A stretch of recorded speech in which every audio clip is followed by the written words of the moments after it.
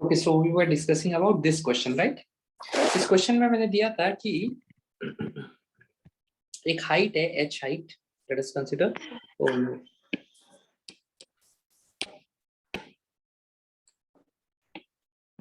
एक हाइट है, here is the height, its height is h is equals to 58.8 metre. now यहाँ से एक बॉडी को ऊपर को थ्रो किया जाता है, it was thrown with a speed of 19.6 metre per second, u is equals to मान लो। so ये जाएगा ऊपर में, एक मैक्सिमम हाइट में जाएगा एंड उसके बाद आके फिर से ग्राउंड में स्ट्राइक करेगा, राइट। नाउ यहाँ पे दो चीजें मैंने पूछा था। The first one is that after how much time it will strike the ground, t is equals to how much, and secondly with what speed it will strike the ground, right? so इस case में देखो हम क्या कर सकते हैं, क्या क्या चीजें दिया गया इसमें। so सॉल्यूशन में अगर देखोगे तो फिर हमें इनिशियल वेलोसिटी दिया गया u is equals to 19.6 metre per second, and because it is upward हम इसको पॉजिटिव ले सकते हैं। देन जी एक्सेलरेशन का वैल्यू दिया गया है, acceleration a is equals to 9.8 metre per second square which is downward, so हम इसको माइनस ले सकते हैं, that is minus g। Then उसके बाद क्या है, डिस्प्लेसमेंट दिया हुआ है s is equals to minus of h, so that will be equals to minus of 58.8 metre. इतना चीजें दिया गया है। मांगा हुआ क्या, t मांग रहा है, कौन सा फॉर्मूला यूज करोगे? Definitely s is equal to ut plus half at square, so use the formula s is equal to ut plus half at square, so s is equal to minus 58.8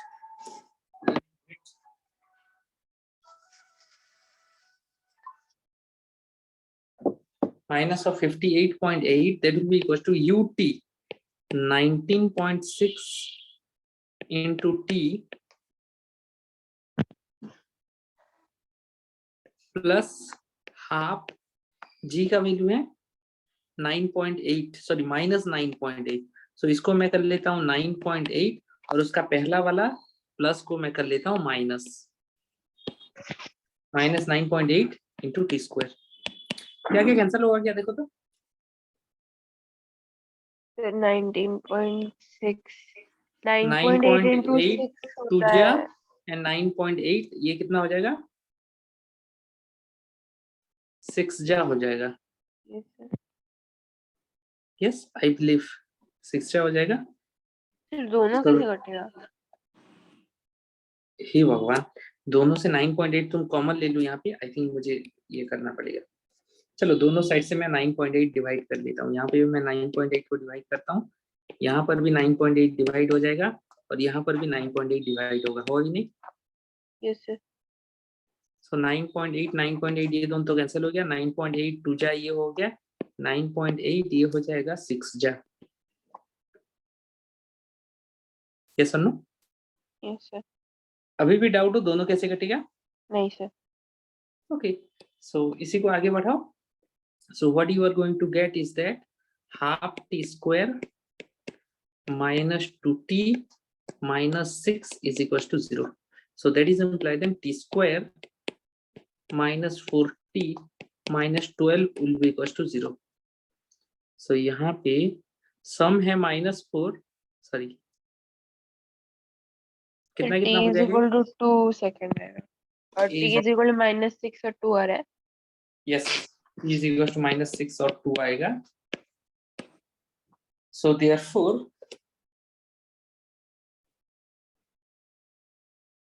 +6 और -2 होगा।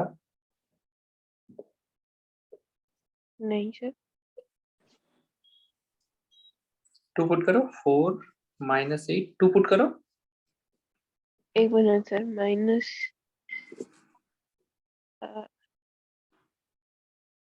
6 और -2 होगा। Sorry 6 और -2 होगा। 6 और -2 होगा, तो ये माइनस को इसके सामने ले जाते हैं। So time can not be negative, so ये वाला टाइम तो हो ही नहीं सकता, so time t is equal to 6 second आ गया।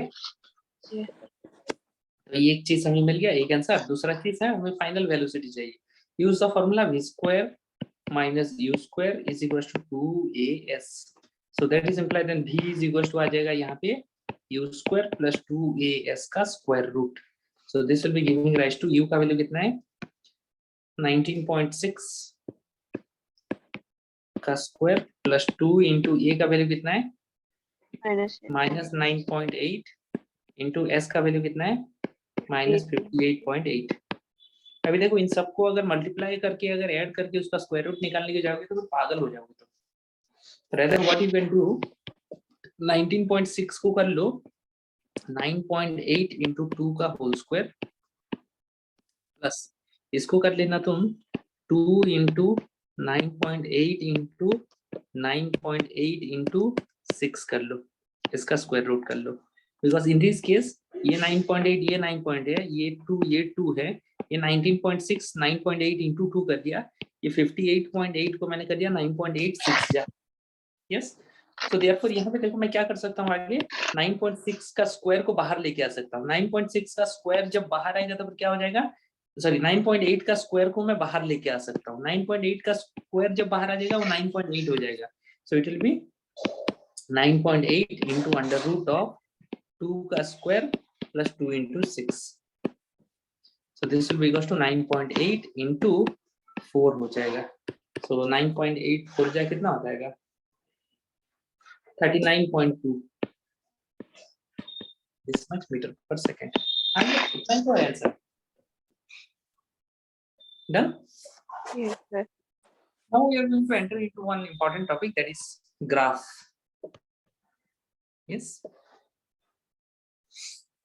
Let's talk about graph.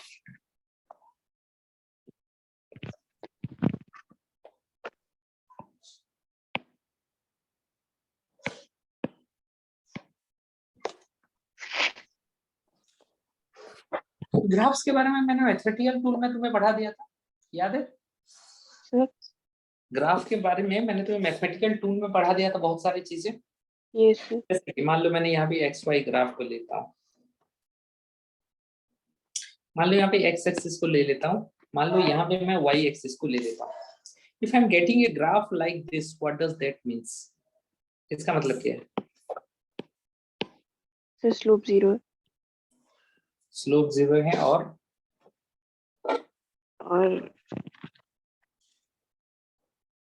Slope 0 है मतलब क्या है y का rate of change with respect to x 0 है. Yes, sir. मतलब y एक कांस्टेंट है. यहाँ पे नहीं दिख रहा है y is equal to constant. Yes, sir. जैसे अगर मैं ऐसा वाला अगर ड्रॉ कर लूं तो इसका मतलब क्या आएगा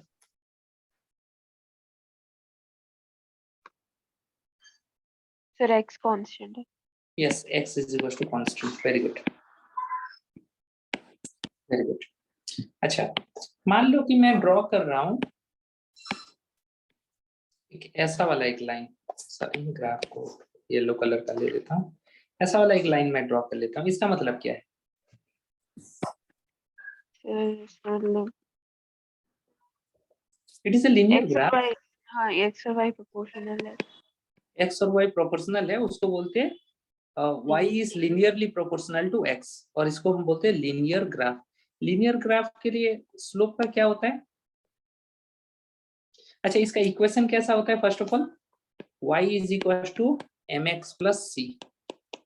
m यहाँ पे क्या होता है slope of the straight line. c क्या होता है यहाँ पे y इंटरसेप्ट. Yes, sir. याद है. Yes, sir. और इसका स्लोप हम कैसे निकालते हैं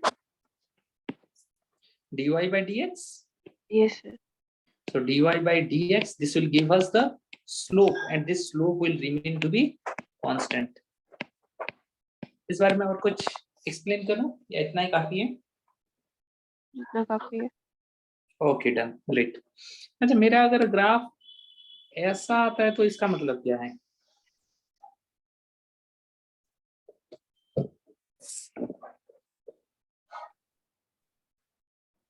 नो आंसर. इसका मतलब ये एक नॉन लीनियर ग्राफ है. नॉन लीनियर ग्राफ है. And what about the slope. Slope का स्लोप हम्म कांस्टेंट नहीं होगा. कांस्टेंट नहीं होगा। और कुछ डिटेल्स? नहीं सर। नहीं। देखो, first of all slope constantly increasing है। ऐसा है, ऐसा है, ऐसा है, मतलब इंक्रीजिंग है slope. So slope m is increasing और dy by dx is increasing. और ये dy by dx, ये जो स्लोप है, इसका मिनिमम वैल्यू कितना है? इसका मिनिमम वैल्यू ये है, इसका टेंजेंट। और इसका टेंजेंट मतलब क्या है? Minimum value m। So dy by dx is greater than m। dy by dx is greater than m। क्या यहाँ तक क्लियर आया तुम्हें? क्योंकि स्टार्टिंग में इसका स्लोप m का बराबर का था, धीरे धीरे धीरे धीरे देखो स्लोप इंक्रीज हो रहा है, मतलब dy by dx इंक्रीज हो रहा है। Yes sir. और इसका मिनिमम वैल्यू m है, सो स्लोप इज ग्रेटर देन और इक्वल्स टू m। यस। अच्छा, मैं अगर ग्राफ को ऐसे करके ड्रॉ कर दूं तो इसका मतलब क्या है? Slope is decreasing. Yes, slope is decreasing. और ये जो स्लोप जो है dy by dx, ये छोटा है, इसका मैक्सिमम वैल्यू m है। क्योंकि स्टार्टिंग में इसका स्लोप m था, उसके बाद देखो इसका स्लोप डिक्रीज होता जाता है, एंगल ऑफ इंक्लिनेशन घटता जा रहा है, इसलिए इसका स्लोप डिक्रीज होता जाता है। Right. So this is what is the basics of graphs. अच्छा, यहाँ पे कोई भी मैंने अगर एक कर्व ले लिया तो कर्व का वो डेरिवेटिव क्या रिप्रेजेंट करेगा? dy by dx किस चीज को रिप्रेजेंट करेगा?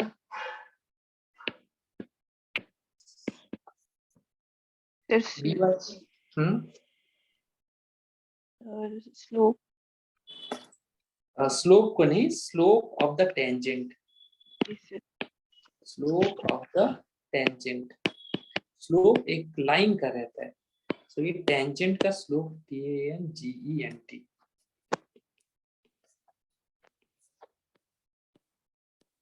Slope of the tangent. Similarly y का इंटीग्रेशन किस चीज को रिप्रेजेंट करेगा? y डॉट dx इंटीग्रेशन किस चीज को रिप्रेजेंट करता है? Anti derivative. हाँ हाँ। ये भगवान, what are you seeing Nishika? याद करो, मैं डेरिवेटिव इंटीग्रेशन सब पढ़ा चुका हूँ। What does derivative represents? It represents slope of the tangent at that point. What does integration represent?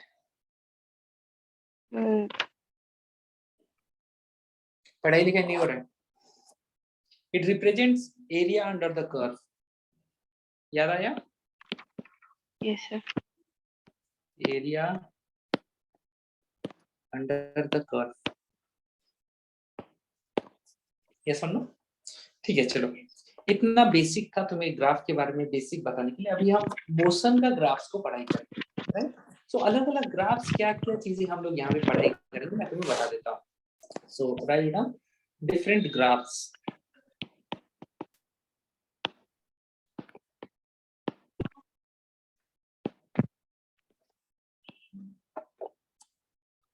अलग अलग ग्राफ के बारे में हम लोग पढ़ाई करेंगे। चलो, फर्स्ट ग्राफ इज, लिख लो,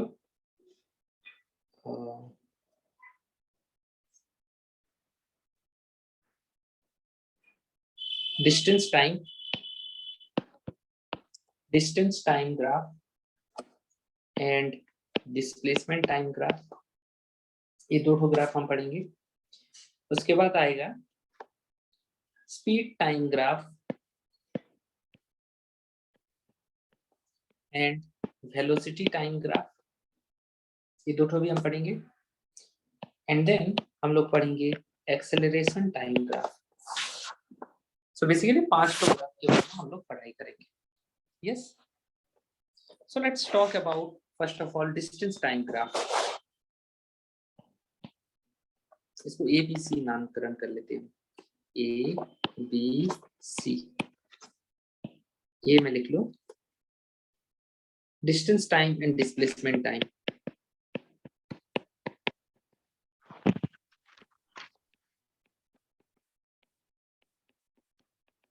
ग्राफ।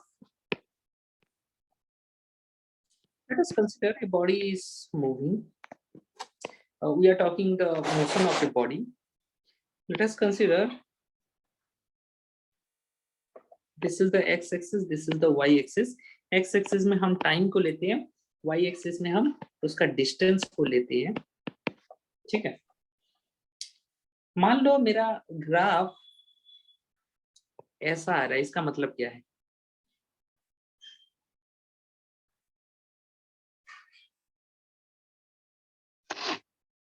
सर डिस्टेंस कांस्टेंट है. यस, डिस्टेंस कांस्टेंट है. मतलब क्या है? अरे बॉडी रेस्ट में है और क्या, डिस्टेंस उसका चेंज नहीं हो रहा है ना. मोशन इन 1D के बारे में हम बात करें, मोशन इन 2D पे आए नहीं है. तो मान लो ये 0 है और यहाँ पे हमारा बॉडी है, m मास है, तो इसका डिस्टेंस कांस्टेंट है का मतलब क्या है? ये बॉडी रेस्ट में है और क्या. तो मोशन इन 1D में ये रेस्ट में है, मतलब कि यस और नो. मान लो कि मेरा ग्राफ आ रहा है इस तरह का, इसका मतलब क्या है? सर इस टाइम के साथ साथ डिस्टेंस भी बढ़ रहा है. यस. अब किस तरह से बढ़ रहा है? लीनियरली इंक्रीजिंग है. So distance is linearly increasing. अगर मैं ग्राफ को ऐसा कुछ ड्रॉ कर लूं तो इसका मतलब क्या है? Distance is non linearly increasing. अगर मैं ऐसा कुछ कर लूं तो फिर इसका मतलब क्या होगा बताओ? Distance is non linearly decreasing. Distance is non linearly decreasing. अच्छा देखो निशिका, अगर मैं टाइम को इधर को बढ़ाता जा रहा हूं, सो इस पॉइंट के बारे में बात करते हैं. तो टाइम इस डायरेक्शन में बढ़ा, सो डिस्टेंस क्या हो रहा है? इस डायरेक्शन में आया. सो डिस्टेंस बढ़ रहा है या घट रहा है? और एक बार See, let's take the initial time to be this one and one point of time to be this one. So time has increased from here to here. That means time has passed. As the time has passed, the distance has changed from here to here. So distance increase y or decrease y? increase. Then why did you say distance is non-linearly decreasing? इस case में भी distance non linearly increase होगा, लेकिन difference क्या होगा अभी बताता हूं मैं. So in this case also distance is non linearly increasing. Decrease नहीं हो रहा है, डिस्टेंस बढ़ रहा है. देखो ना, हॉरिजॉन्टल लाइन से बॉडी ऊपर में ही जा रहा है, डिस्टेंस पॉजिटिव हो रहा है. कोई भी पॉइंट ले लो, उसका पोजीशन ये है, मतलब डिस्टेंस बढ़ा है ना. यस. सो अभी फर्क क्या रह जाएगा? फर्क के बारे में चलो हम बात करते हैं. मैं बताता हूँ एक पॉइंट के साथ. यहाँ पे पॉइंट नंबर 1 लिख लो.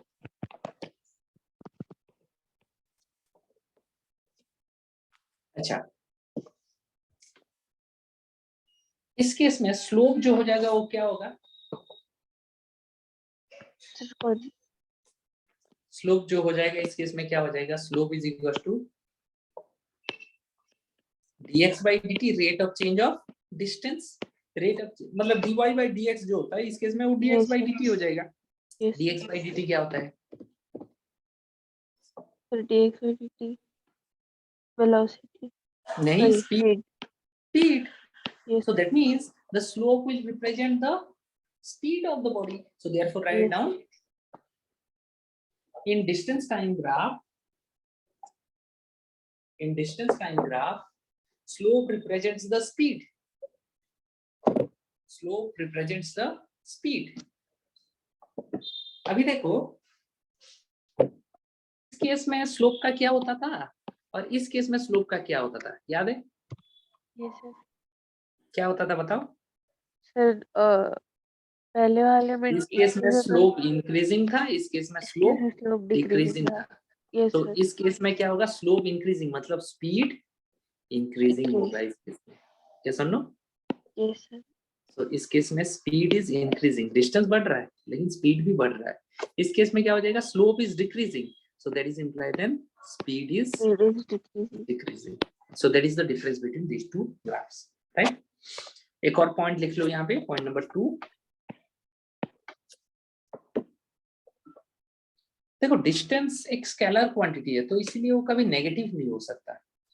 एट द सेम टाइम कोई बॉडी अगर आगे गया तो उसका डिस्टेंस बढ़ा, लेकिन वो जब वापस आ जाता है तो तभी भी उसका डिस्टेंस बढ़ता है, कभी घटता नहीं है उसका डिस्टेंस। यस और no? Yes, sir. So therefore write down distance can neither be negative nor can decrease. Distance can neither be negative nor can decrease.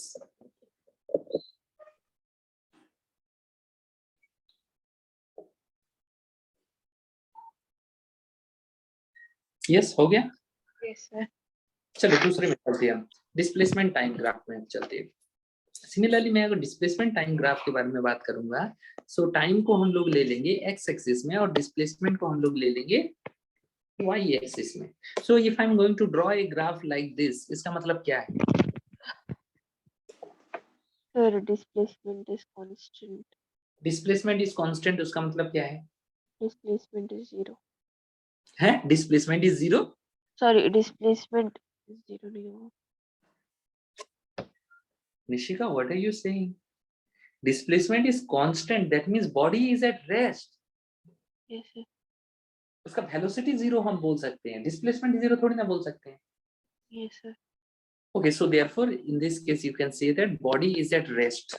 अगर उसका डिस्प्लेसमेंट हमेशा कांस्टेंट है तो फिर body is in rest. If I am getting the graph to be like this, इसका मतलब क्या होगा? सिमिलरली कंपेयर करो लास्ट ग्राफ के साथ। Linearly increasing. Yes, it is. Displacement is linearly increasing. Yes or no? If I am getting the graph like this, इसका मतलब क्या होगा? Non-linearly increasing. Very good. It will be non-linearly increasing. If I am getting the graph to be like this, Non-linearly. this means also it is non-linearly increasing. Now यहाँ पे अभी हम दो point लिख लेते हैं। पॉइंट नंबर 1, पॉइंट नंबर 1 पे हमें पता है दैट यहाँ पे जो स्लोप होगा, स्लोप इज इक्वल टू हो जाएगा dy by dx, dy by dx मतलब यहाँ पे हो जाएगा ds by dt, और ds by dt किस चीज को रिप्रेजेंट करता है? Velocity. वेलोसिटी को रिप्रेजेंट करता है। तो इसका मतलब स्लोप वेलोसिटी को ही रिप्रेजेंट करेगा। So therefore write down in displacement time graph, in displacement time graph, velocity represents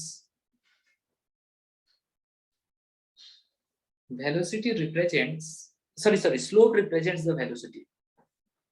Slope represents the velocity.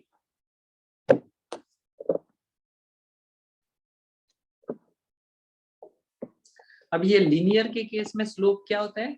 Slope constant होता है, so therefore velocity will be equal to constant. ये वाला non linear के case में slope क्या होता है? Slope is increasing, so therefore slope increasing, so therefore velocity is increasing. इस वाले ग्राफ में स्लोप क्या होता है? Slope is decreasing, so that is implied that velocity is decreasing. अच्छा, ऊपर वाले में भी मैंने यहाँ पे लिखना भूल गया था that in this case speed remains constant,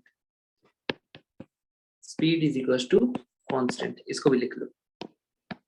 yes, next point देखो, वेलोसिटी सॉरी डिस्प्लेसमेंट एक वेक्टर क्वांटिटी होता है, and a vector quantity can be negative, it can increase, it can decrease, anything can be possible. So therefore write down displacement can be positive, negative and zero. Displacement can be positive, negative and zero. Yes, sir.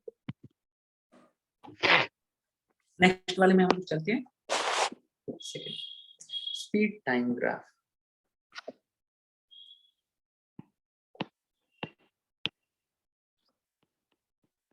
Speed time and velocity time graph.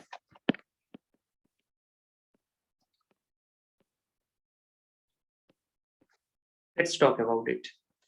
Let us take in y-axis the speed and in x-axis the value, the time. इस axis में मैंने time को लिया, इस axis में मैंने speed को लिया। ओके अच्छा सिंपल वही चीजें ही मैं तुम्हें पूछने वाला हूँ। इसका मतलब क्या? Speed is constant. Speed is constant. Very good. Does that means that body is in rest? No. No, this means only speed is constant और कुछ नहीं। इसका मतलब क्या है? Speed is increasing linearly. Yes, speed is linearly increasing. अगर मैं इस तरह का ड्रॉ कर लूं तो इसका मतलब क्या हो जाएगा? मैं अगर इस तरह से अगर नॉन लिनियरली ड्रॉ करूं तो फिर non-linearly increasing. Yes speed is non linearly increasing, उसको भी लिख लो। अगर मैंने ऐसा किया तो फिर इसका मतलब क्या है? Speed is Non-linearly increasing.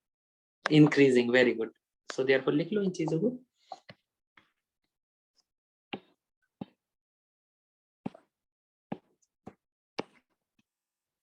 In this case, the speed is non-linearly increasing. In this case also the speed is non-linearly increasing. Yes. Okay, next. अभी देखो इसके बारे में मैं एक पॉइंट बताता हूँ। अच्छा एरिया अंडर द कर्व क्या चीज को इंटीग्रेशन क्या चीज को रिप्रेजेंट करता है? Area under the curve. That means area under the curve is equals to integration. So Yes. area under the curve that is equals to integration of y dot dx मतलब speed dot dt. So that is equals to integration of speed मतलब क्या है? dx by dt into dx by dt into dt. So dt cancelled, बचा क्या? integration of dx. integration of dx क्या हो जाएगा? x क्या होता है? Distance. So that means in speed time graph area under the curve represent distance. So we have write down in speed time graph area under the curve represents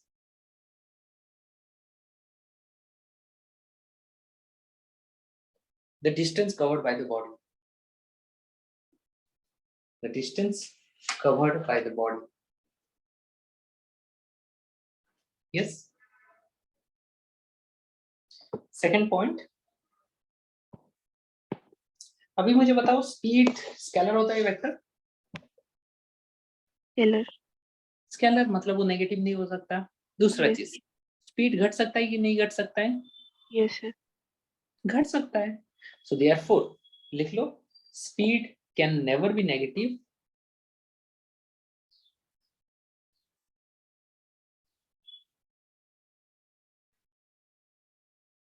but can increase, decrease and zero. But can increase, decrease and zero. देखो उसका increasing decreasing zero हो सकता है लेकिन वो कभी ये नहीं होगा, नेगेटिव नहीं हो सकता। यस अनु? Yes sir.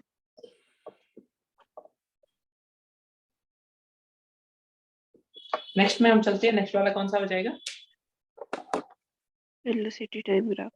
Velocity time graph. एक ही साथ में मैं सारा का सारा ग्राफ बता देता हूँ, उसके बाद हम क्वेश्चन आंसर सॉल्व करना स्टार्ट करेंगे। क्वेश्चंस चलो। Let us consider here in x axis I am taking the time and in y axis I am taking the velocity. Let's say I am getting the graph to be like this. क्या मतलब आ जाता है इसका? Velocity is constant. Yes, very good. So in this case the velocity is constant. इसका मतलब फिर से क्या आ जाएगा? Velocity is linearly increasing. Velocity is linearly increasing. अगर मैं ग्राफ को ऐसा ड्रॉ कर दूं तो इसका मतलब Non-linearly increasing. very good. The velocity is non-linearly increasing. If I'm going to draw the graph like this, that also means Non-linearly increasing. the velocity is non-linearly increasing. Correct. Okay, यहाँ पे चलो मैं कुछ पॉइंट्स बताता हूँ। Point number 1, slope जो हो जाएगा वो क्या होता है?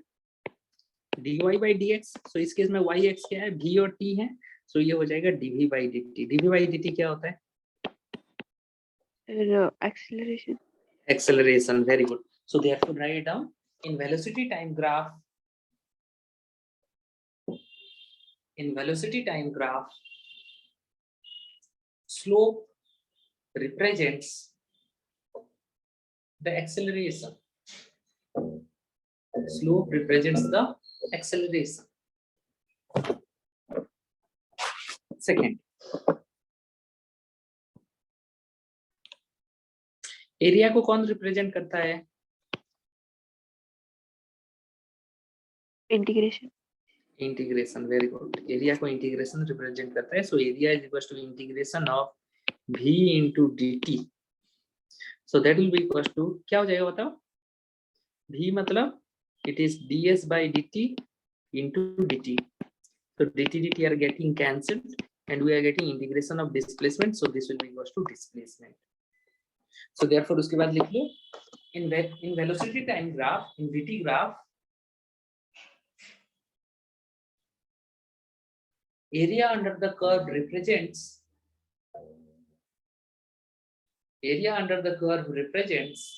the displacement।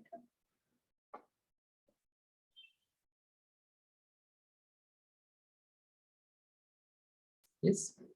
अभी देखो स्लोप रिप्रेजेंट कर रहा है एक्सेलरेशन को, ये लीनियरली जब इंक्रीज हो रहा है, in this case acceleration is constant, sorry that slope is constant when the graph is linearly increasing. So उसका मतलब क्या है, इस केस में एक्सेलरेशन जो है वो कांस्टेंट है। Yes sir no? इस केस में क्या होता था, एक्सेलरेशन इंक्रीजिंग था, इंक्रीजिंग था। So that means acceleration is increasing. इस केस में क्या हो जाएगा, slope is decreasing, so that is implied that acceleration is decreasing इस केस में। लेकिन देखो वेलोसिटी यहाँ पे पॉजिटिव है, एक्सेलरेशन डिक्रीज हो रहा है, दैट्स ऑल। जिस रेट में वो इंक्रीज हो रहा था उसका वैल्यू वो डिक्रीज हो रहा है, राइट? इस केस में क्या होगा बताओ? Acceleration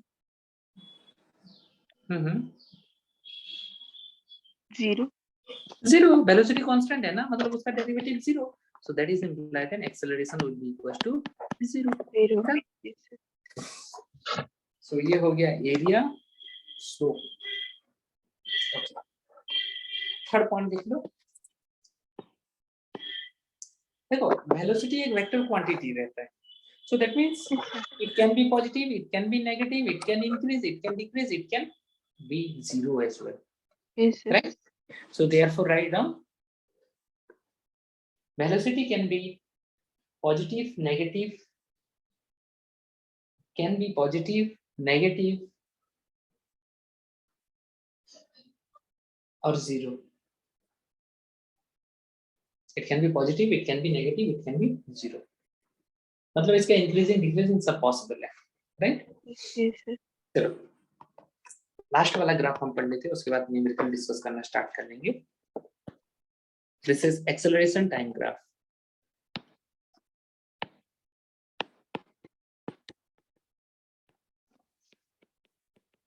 acceleration time graph, and this case also we are going to take in y-axis we are going to take the acceleration, in x-axis we are going to take the time। again if I am drawing the graph like this, then this represents that the acceleration is constant। if I'm going to draw the graph like this, then this represents that the acceleration is linearly increasing। if I'm going to draw the graph like this, that means the acceleration is non-linearly increasing।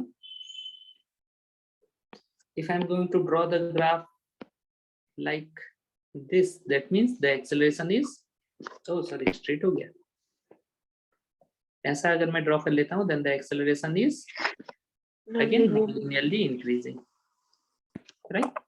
इस case में चलो हम लोग लिखते हैं कुछ points.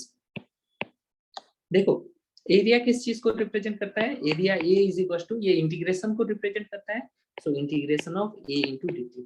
Integration of a into d t क्या बताएगा, बताओ। Sir dv by dt velocity बताएगा। वेलोसिटी हो जाएगा। So area under the curve क्या रिप्रेजेंट करेगा? वेलोसिटी। गलत। चलो सोच के देखो कि क्या रिप्रेजेंट करेगा वो।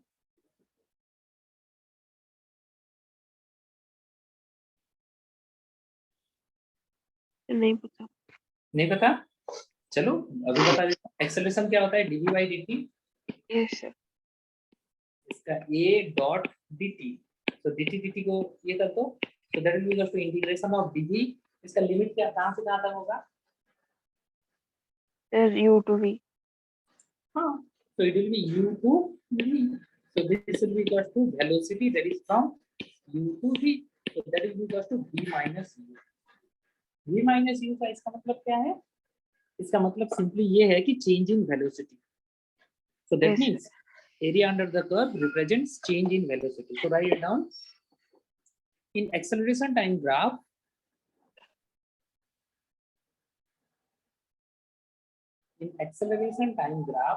AT graph, area under the curve represents change in velocity. Area under the curve represents change in velocity. Okay अभी तुम मुझे बताओ कि क्या क्या पॉइंट्स हमने पढ़ी, याद करके बताओ, कुछ भी देखने का जरूरत नहीं है। पहले हमने कौन सा ग्राफ पढ़े? Sir distance time graph. Distance का time graph. Distance time graph में हमने 2 पॉइंट पढ़े थे, क्या क्या था वो? सर एक distance time graph slope speed को रिप्रेजेंट करता है। हाँ, उसका स्लोप जो है उस स्पीड को रिप्रेजेंट करता है। दूसरा, distance can neither be negative nor decrease. Distance कभी घट नहीं सकता या फिर वो कभी नेगेटिव भी नहीं हो सकता, आइदर वो कांस्टेंट रहेगा या फिर वो बढ़ेगा, राइट? ओके नेक्स्ट, कौन सा ग्राफ पढ़े थे हम? डिस्प्लेसमेंट टाइप का। Displacement time graph. उसमें क्या क्या पॉइंट्स था? Slope represents velocity. Very good, वहां पे स्लोप वेलोसिटी को रिप्रेजेंट करता है। और displacement can be positive negative और जीरो। यस, क्यों? क्योंकि वेक्टर क्वांटिटी है। Because that is a vector quantity, तो इसीलिए वो इंक्रीज डिक्रीज सब कुछ हो सकता है, कोई प्रॉब्लम नहीं है। नेक्स्ट कौन सा ग्राफ हमने पढ़े थे? Speed time graph. Speed time graph में क्या क्या पॉइंट था? स्पीड टाइम ग्राफ में area under the curve represents distance covered by the body. Area under the curve represents distance covered by the body. ये distance covered by the body. And second point क्या बताया था मैंने? Speed can never be negative but can increase, decrease and be zero. हाँ, so speed can increase, decrease and can be zero, but it can never be negative. Very good. Next graph कौन सा था? Velocity time graph. Velocity time graph में हमने क्या क्या points पढ़े थे? Slope represents acceleration. Slope represents acceleration. Very good. और Area under the curve represents displacement. area under the curve represents displacement. Very good. और Velocity can be positive, negative or zero. yes, velocity can be positive, negative, zero. That means it can increase, it can decrease, it can remain constant. कोई problem नहीं वहाँ पे, because it is a vector quantity. Next, Acceleration time graph. acceleration time graph. AT graph में क्या क्या point हमने पढ़े थे? Acceleration time graph में area under the curve represents change in velocity. Yes, area under the curve represents change in velocity. So therefore, अगर initial velocity 0 होगा, तो फिर area किस चीज को represent करेगा? Final velocity. Final velocity को represent करेगा. So therefore, यहाँ पे हम लिख सकते हैं, that is implied है, if u is equal to 0, that means the body is starting from rest, then area under the curve represents the final velocity, right? Or velocity of the body. Okay. So चलो हम question solve करना start कर लेते हैं। फिर मैं questions देता हूँ, तुम उनको सॉल्व करना। चलो क्वेश्चंस।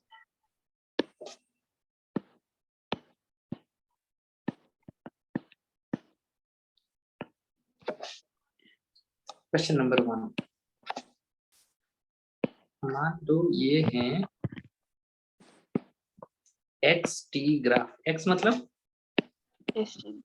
डिस्टेंस टाइम ग्राफ है मान लो, और मेरा ग्राफ जो आ रहा है, मेरा ग्राफ आ रहा है कुछ इस तरह का आ रहा है। इसका ये जो है एक्सट्रीम पॉइंट जो है, this represents 30 metre and this one represents 5 seconds. So in this case, we just calculate speed of the body.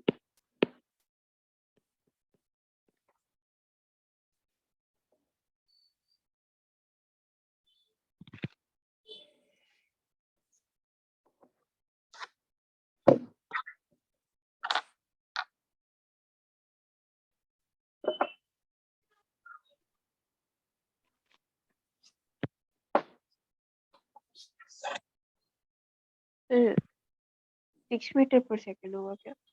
कितना? यस, देखो ये कौन सा ग्राफ है? Distance time graph. Distance time graph में स्पीड मतलब क्या चीज को रिप्रेजेंट करता है? स्लोप। स्लोप मतलब क्या चीज है? स्लोप मतलब tan थीटा, ये एंगल अगर थीटा हुआ so this will be equal to tan theta. tan theta is equal to क्या हो जाएगा? उसका front side divided by connected side. ये फ्रंट साइड का वैल्यू कितना हो जाएगा? इसका लेंथ हो जाएगा 30, और इसका ये बेस वाला पार्ट कितना हो जाएगा? ये है 5 second. So this will be equal to 30 by 5. So this will be coming out to be 6 meter per second. Yes, yes. चलो सेकंड क्वेश्चन में चलते हैं हम। मान लो मुझे यहाँ पे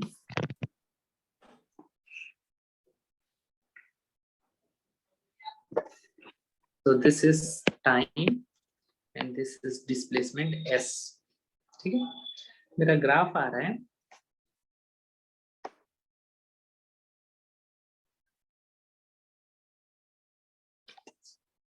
थोड़ा बड़ा ड्रॉ कर देते हैं।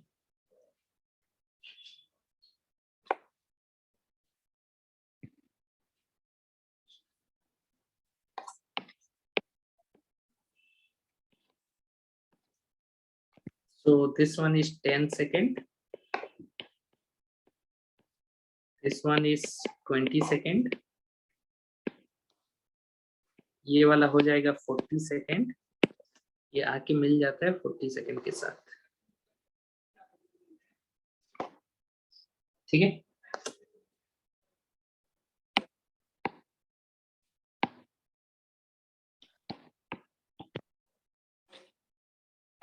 In this case you can calculate different thing, बहुत सारी चीजें मैं तुम्हें कैलकुलेट करने के लिए बोलूंगा।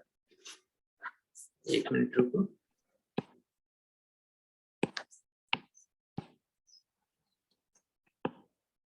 First of all bit A में तुम कैलकुलेट करो वेलोसिटी फ्रॉम 0 to 10 सेकेंड, इसको कैलकुलेट करना है। सेकेंड में तुम्हें कैलकुलेट करना है वेलोसिटी फ्रॉम 10 to 20 सेकेंड, इस बीच वेलोसिटी कितना था। थर्डली तुम्हें कैलकुलेट करना है वेलोसिटी फ्रॉम 20 to 40 सेकेंड कितना था, ठीक है।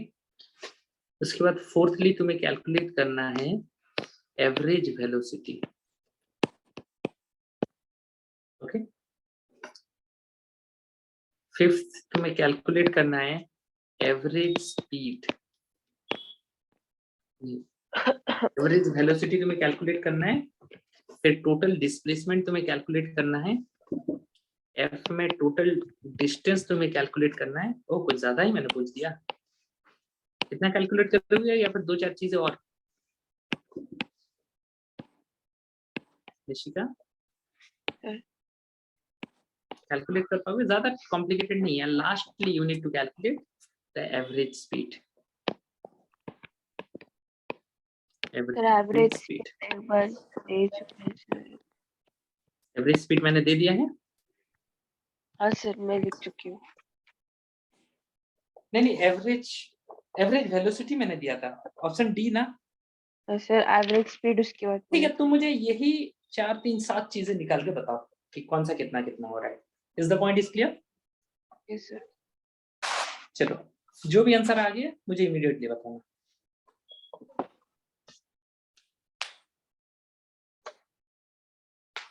ओह सॉरी, एक डेटा मिसिंग है।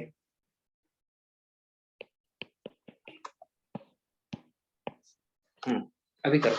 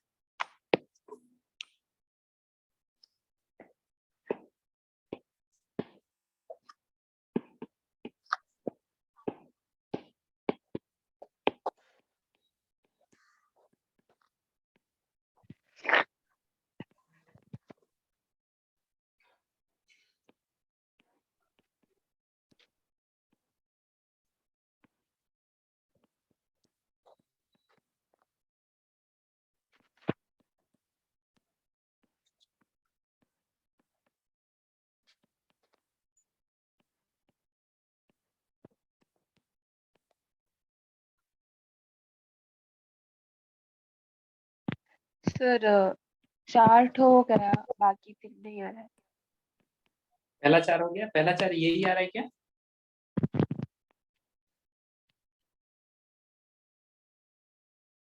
पहला 4 यही आ रहा है, नहीं, गलती है। अलग आ रहा है? देखो ध्यान से देखो, इस टाइम पे वेलोसिटी क्या होगा? इस टाइम पे वेलोसिटी जो हो जाएगा स्लोप को रिप्रेजेंट करेगा। स्लोप मतलब क्या है? इसका ये वाला हाइट डिवाइडेड बाय ये वाला हाइट। ये वाला हाइट क्या हो जाएगा? Final position 40 minus initial position 0। इसका y एक्सिस में इनिशियल पोजीशन 0 है ना, ये लेंथ 40 हो जाएगा ना। सो 40 मतलब क्या है? इसका 40 पोजीशन है, इसका 0 है। सो 40 माइनस 0 डिवाइडेड बाय इसका 10 पोजीशन है, इसका 0 पोजीशन है। सो ये हो गया हमारा 40 और ये हो गया हमारा 10। सो इसका स्लोप रिप्रेजेंट करेगा वेलोसिटी को। So therefore 40 minus 0 divided by 10 minus 0 equal to 4 metre per second. इस पॉइंट में क्या होगा देखो, फाइनली जितना पोजीशन में है इनिशियली भी उतना ही पोजीशन में है। फाइनल भी 40 है, इनिशियल पोजीशन भी 40 है। So 40 minus 40 that is 0, 0 by anything is coming out to be 0। या फिर नॉर्मली भी सोचो ना, ये तो हॉरिजॉन्टल टू एक्स एक्सिस है ना डिस्प्लेसमेंट टाइम ग्राफ में। इसका मतलब ये रेस्ट में है ना, तो डिस्प्लेसमेंट वेलोसिटी थोड़ी ना कुछ होगा। Yes sir. लास्टली देखो, ये 40 मीटर से 0 मीटर को आ रहा है, मतलब नेगेटिव दिशा में जा रहे हैं। सो हम क्या करेंगे? Final position minus initial position divided by final time minus initial time. Change in velocity by change in time होगा ना, sorry change in position by change in time. So final displacement है 40 मीटर। फाइनल डिस्प्लेसमेंट देखो 0 है, initial displacement देखो 40 है। पहले 40 में था, फिर वो 0 में आ गया। एंड टाइम का क्या है? फाइनल टाइम देखो 40 है, इनिशियल टाइम देखो 20 है। So 0 minus 40 divided by 40 minus 20, that is coming out to be -2 meter per second. Average velocity की अगर बात करेंगे तो फिर एवरेज वेलोसिटी क्या होता है? सर एवरेज वेलोसिटी, हाँ, अरे initial final minus displacement by time होगा ना। देखो फाइनल पोजीशन क्या है उसका 0, इनिशियल पोजीशन क्या है उसका 0। सो 0 minus 0 divided bye total time is 40। सो ये भी आ गया 0। 0। Yes sir. यस। अभी देखो टोटल डिस्प्लेसमेंट क्या आएगा? इनिशियली वो 0 में था, जाके 40 से होके फिर से 0 में आ गया, मतलब फाइनली भी वो 0 में ही है। सो डिस्प्लेसमेंट क्या हो जाएगा? 0। 0। Yes sir. डिस्टेंस क्या हो जाएगा बताओ? 80। यस, क्योंकि ये 0 से 40 तक गया और 40 से फिर से 0 में आ गया। So it is coming out to be total distance is coming out to be 80 metre. Average speed क्या हो जाएगा मुझे बताओ? Total distance by total time. Total distance is 80 divided by total time is 40. So it is coming out to be 2 meter per second. 2 meter per second. Correct? Yes sir. ऐसा question और दिया तो कर पाओगे? Yes, sir. चलो ठीक है, एक और क्वेश्चन देता हूँ, क्वेश्चन नंबर 3. सो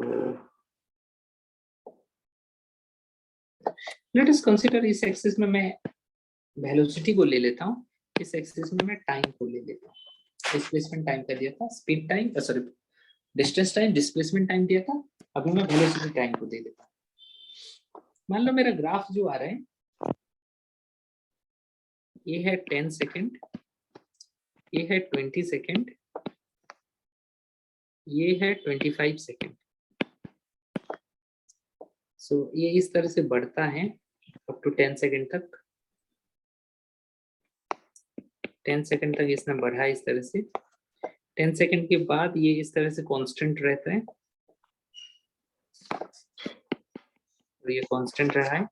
उसके बाद ये इस तरह का ग्राफ दिखाता है.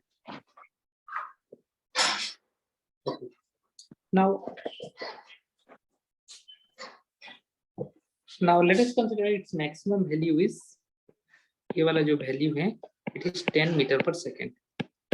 यस, मान लो कि यहाँ पे इस रीजन में एक्सेलरेशन a1 है, इस रीजन में एक्सेलरेशन a2 है, इस रीजन में एक्सेलरेशन a3 है. यस, तो you have to calculate, bit a में लिख लो a1, बिट b में a2, बिट c में a3, बिट d में average acceleration a average, bit e में टोटल डिस्प्लेसमेंट s. इतना तुम्हें कैलकुलेट करना है. हो पाएगा? Yes, sir. चलो निकालो.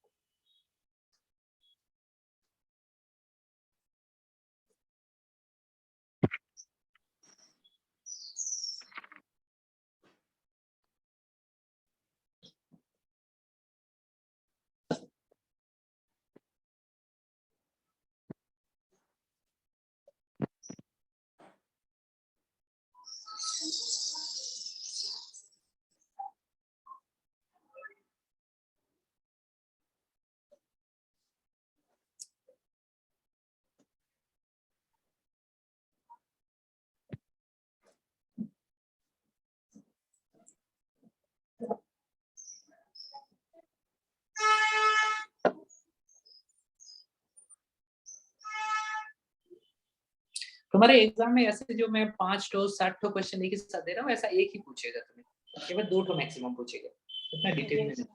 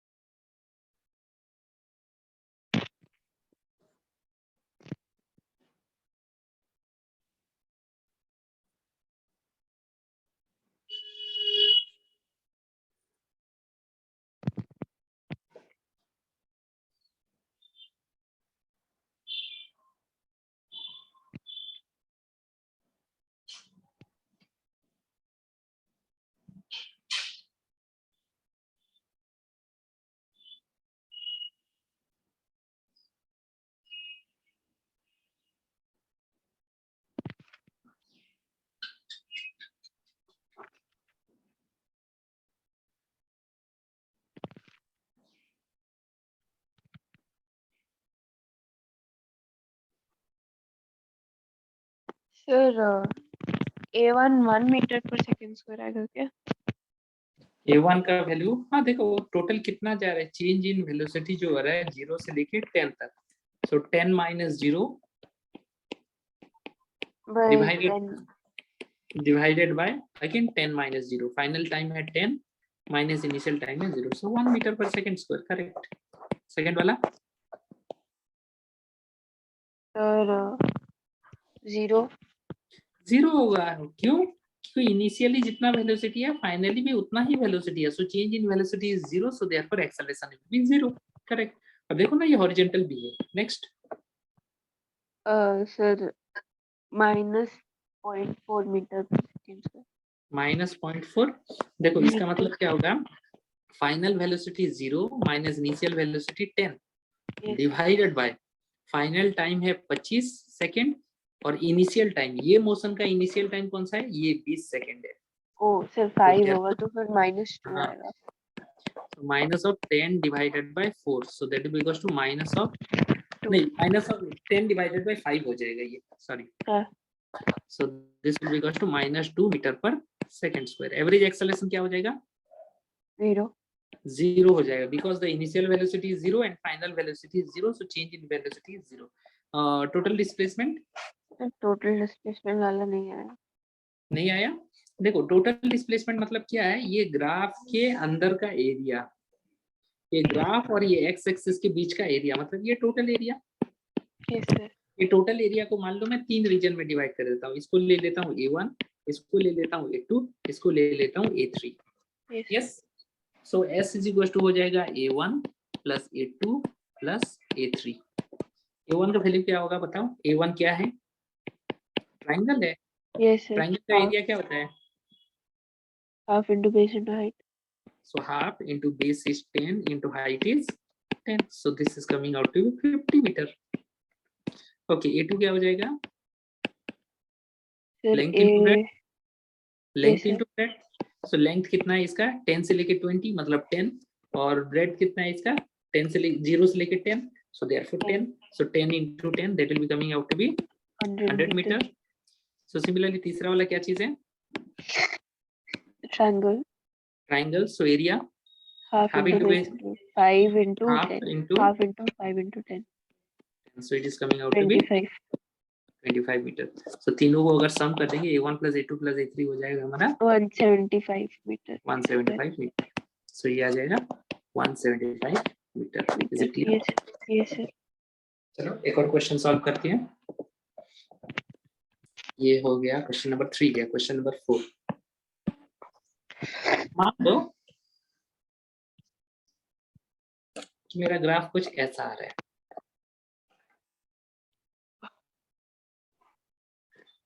ये है टाइम और ये है velocity.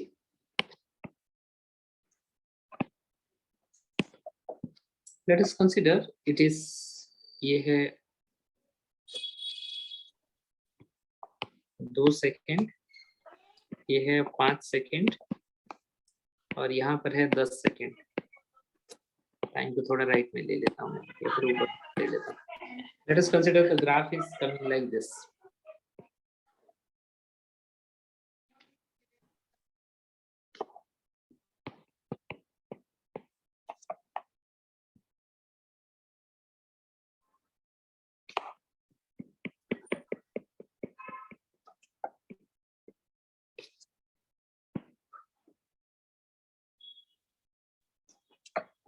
Now in this case let us consider यहाँ पे जो वेलोसिटी जो, अच्छा इसका मैक्सिमम वेलोसिटी देना था मुझे, मैक्स मान लो 20 metre per second. So let us consider this one is has acceleration A1, A2, A3। Same चारों चीजें निकालो, A1 सॉरी पांचों चीजें,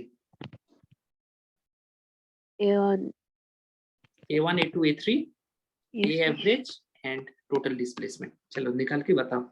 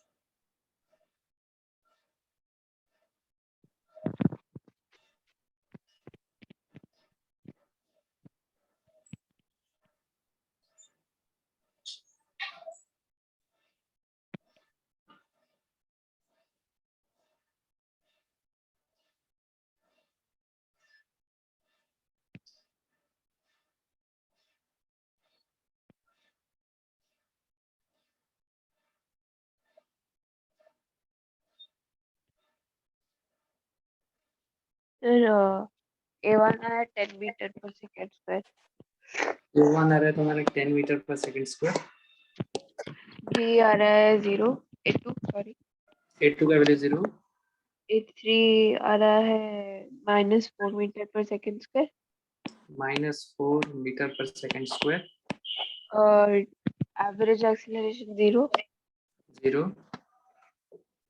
और टोटल डिस्प्लेसमेंट 130 मीटर। कितना 130, यस सर, एक सेकंड में चेक करने दो, 10, यस सर। 20/5 -4, करेक्ट, करेक्ट है सर आंसर। चलो एक और क्वेश्चन देता हूँ मैं तुम्हें, क्वेश्चन नंबर ये हो जाएगा 5।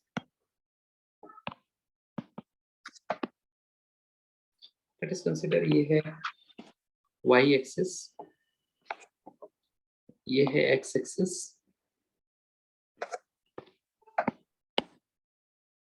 y एक्सिस में मैं ले रहा हूँ, मान लो वेलोसिटी को ले रहा हूँ, x एक्सिस में मैं ले रहा हूँ टाइम को ले रहा हूँ।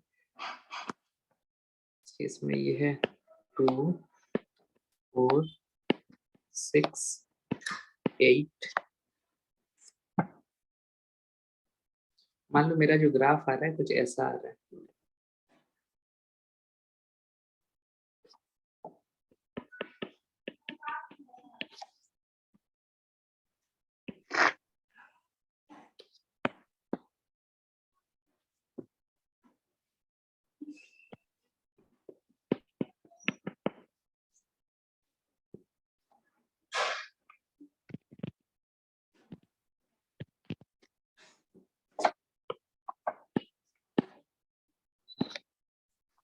ओके, ये आ रहा है graph. Now in this case the values are given to be, इसका वैल्यू दिया गया है 20। मान लो कि इस टाइम में है एक्सेलरेशन a1, इस टाइम में है एक्सेलरेशन a2, इस टाइम में है एक्सेलरेशन a3, और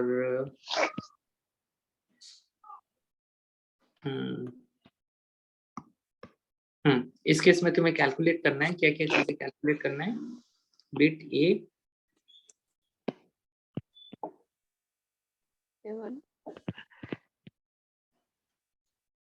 यही सब चीजें कैलकुलेट करना है। इन एडिशन तुम्हें कुछ और भी कैलकुलेट करना है, that is total distance covered by the body. Sir वो जो नीचे गया है लाइन, उसके लिए भी वेलोसिटी सेम रहेगा क्या? उसके लिए भी वेलोसिटी सेम रहेगा? वेलोसिटी तो चेंज हो रहा है ना, y एक्सिस में वेलोसिटी दिया हूँ, वेलोसिटी हर एक पॉइंट में चेंज हो रहा है। हाँ तो सर इधर का वेलोसिटी नहीं होने से एक्सेलरेशन कैसे निकालूंगी? आइडिया आया? Yes sir. आइडिया आया? No sir. चलो मैं बोल देता हूँ, ये एक स्ट्रेट लाइन है, आगे तुम सोचना उस बारे में कैसे होगा, इसका एंड पॉइंट दिया नहीं गया है, ठीक है। सो चलो मैं इसको होमवर्क में दे देता हूँ, आज रात को इसके बारे में हम डिस्कस करते हैं, डन। इसके बारे में तुम सोचो, ये होमवर्क है, क्या क्या निकाल सकते हो तुम सोचो, ठीक है। लेट्स रात को